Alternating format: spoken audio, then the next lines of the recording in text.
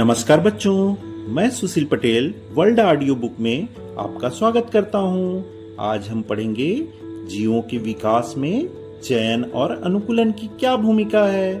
तो सबसे पहले देखते हैं जीवों के विकास में चयन की भूमिका। हमने पढ़ा चार्ल्स डार्विन ने प्राकृतिक चयन का सिद्धांत दिया। तो प्राकृतिक चयन क्या है? प्रकृति में सबसे योग्य जीवों को ही चुना जाता है।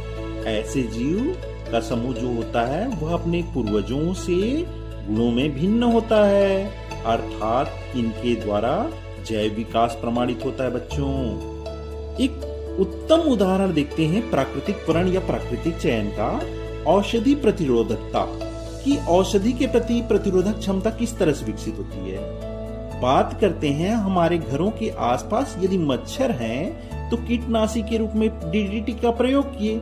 यदि हम पहली बार प्रयोग कर देते हैं डीडीटी का तो अधिकांश मच्छर नष्ट हो जाते हैं, लेकिन कुछ मच्छर उत्परिवर्ती होते हैं जिन पर डीडीटी का कोई प्रभाव नहीं पड़ता, वे जीवित बच जाते हैं। ऐसे उत्परिवर्ती मच्छर पर यदि डीडीटी का प्रभाव नहीं पड़ा है तो वो पीढ़ी दर पीढ़ी अपनी संख्या में वृद्धि करते हैं और पूरी एक प्रतिरोधी मच्छर की आबादी तैयार हो जाती है। अर्थात डीडीटी ने मच्छरों की एक नई प्रजाति उत्पन्न कर दी।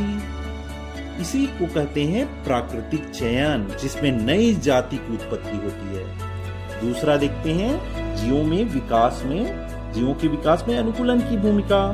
तो अनुकूलन क्या है? किसी भी जीव का अपने वातावरण में परिवर्तित कर लेना, जिस कारण वातावरण में रहने के लिए उनको आसानी होती है। इसे ही जीवों का अनुकूलन कहते हैं। यह दीर्घकालीन हो सकता है। तो दीर्घकालीन में किसी भी जीव के द्वारा संपूर्ण जाति में कई पीढ़ियों के कारण वातावरण के प्रति स्थायी अनुकूलन उत्पन्न हो जाता है। इस प्रकार के अनुकूलन को दीर्घकालिक अनुकूलन कहते हैं। यह दो प्रकार का होता है, संरचनात्मक अनुकूलन और क्रियात्मक अनुकूलन। तो संरचनात्मक अनुकूलन में जीवों के विभिन्न अंगों की संरचना में परिवर्तन होता है, जैसे जिराफ की गर्दन।